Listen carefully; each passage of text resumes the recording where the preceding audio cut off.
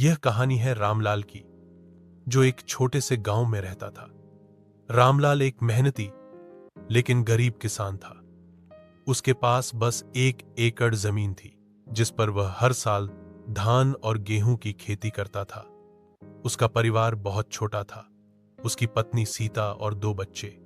उनके जीवन का हर दिन संघर्ष से भरा होता था। रामलाल सुबह सूरज निकलने से पहले खेतों में पहुंच जाता और देर शाम तक काम करता। लेकिन मेहनत के बावजूद फसल उतनी नहीं होती थी कि पूरे साल का गुजारा ठीक से हो सके। कभी सूखा पड़ता तो कभी बेमौसम बारिश सारी मेहनत पर पानी फेर देती। रामलाल कर्ज लेकर बीज और खाद खरीदता और फसल खराब होने पर वह कर्ज चुकाने की स्थिति में नहीं रहता। एक साल गांव में भयंकर सूखा पड़ा। रामलाल की पूरी फसल बर्बाद हो गई।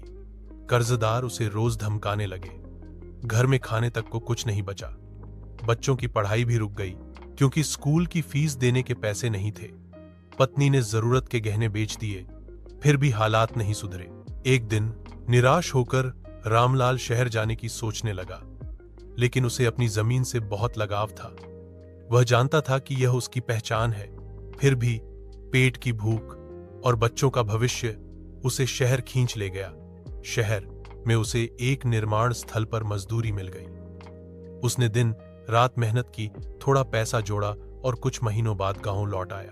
गांव लौटकर उसने खेती में बदलाव लाने का निर्णय लिया। उसने सरकारी योजनाओं के बारे में जानकारी ली